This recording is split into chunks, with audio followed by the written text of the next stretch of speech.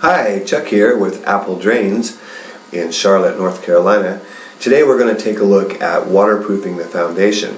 And if you can see these pipes right here, these are called field tile.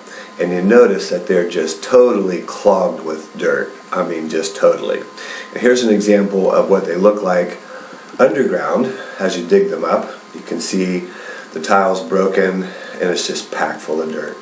Where are these tiles? They're located on the outside of your basement, down along the footer, and the only way you can get to them is to dig them out.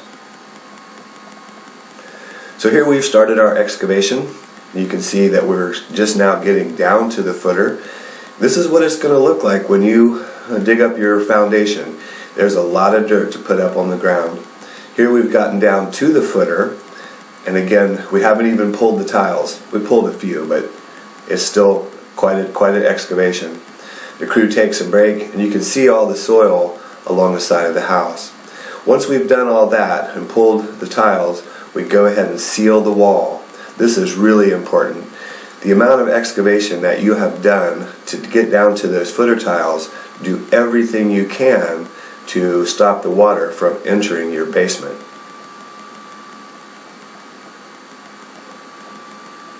After we've sealed the wall, we go ahead and pour a base of gravel before we lay our perforated pipe. It's really important to have a good base of gravel underneath of your pipe. Without it, your system really won't work. Here you can see we've poured the base. It goes all the way around the footer.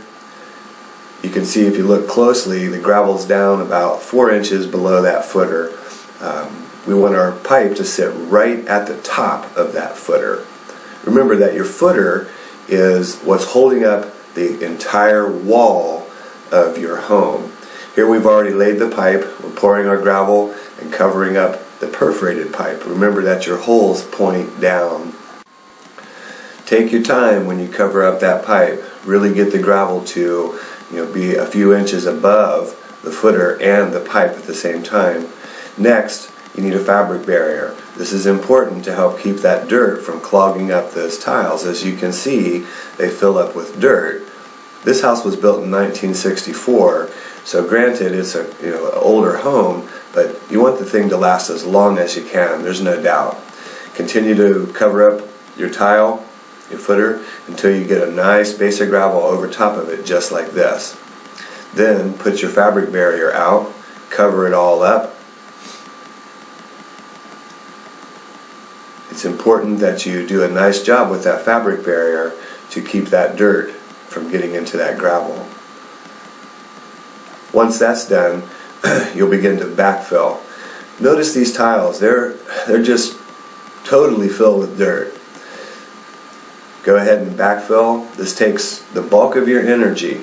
Here I've got 3 men working to cover up this excavation, and this took them about 2 hours to get the dirt back on top of this trench. As you backfill, make sure the guys stay they're getting dehydrated, so make sure you give them lots of water. There's the backfill. We still need to do a few more things. One is to put the plants back that we pulled, so you can see we're setting some plants back in place, and a lot of cleanup to get all that dirt back on the wall. These old field tiles were the best material available in the early 60s, late 60s, early 70s. Today's materials are much better, but when you're going to excavate the side of that foundation, do everything you can to stop that water. Hey, this is Chuck with Apple Drains in Charlotte, North Carolina.